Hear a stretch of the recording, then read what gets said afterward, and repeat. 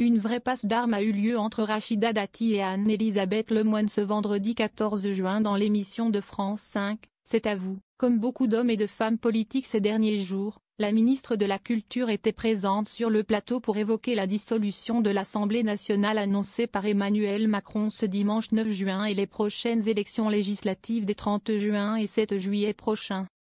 Venue pour défendre le bilan du gouvernement, l'ancienne ministre de Nicolas Sarkozy en a profité pour tirer à boulet rouge sur ses adversaires.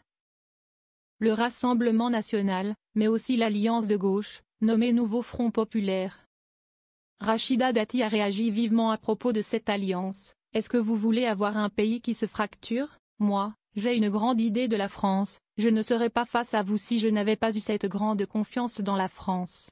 Cette confiance, elle est rompue avec cet accord. Ils vont sauver leur siège et après, ils se pinceront le nez. Anne-Elisabeth Lemoine a alors rétorqué, mais la réalité, si est-il que vous êtes pris en étau entre le Front populaire et le Rassemblement national? Visiblement, cette affirmation n'a pas plu à la maire de Sora puisqu'elle a répondu, véhémente, ce n'est pas un jeu. J'ai un appel à la responsabilité des Français et au bon sens. Alors qu'Anne-Elisabeth Lemoine lui faisait remarquer qu'il existait un vrai risque que les candidats de la majorité soient éliminés dès le premier tour des législatives, Rachida Dati a préféré poursuivre sur l'alliance de gauche, il y a un risque demain que la France explose.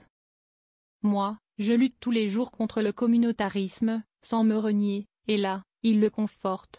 Moi, j'ai honte. J'ai peur. Face à ces propos, celle qui est habituée aux bourdes a rappelé que la crise des Gilets jaunes s'était déroulée alors qu'Emmanuel Macron était déjà président de la République. Pas de quoi perturber son invité, il a trouvé des solutions, il a fait le grand débat, a-t-elle répondu, en remettant une couche sur la gauche et plus précisément la France insoumise. Que font-ils avec le communautarisme?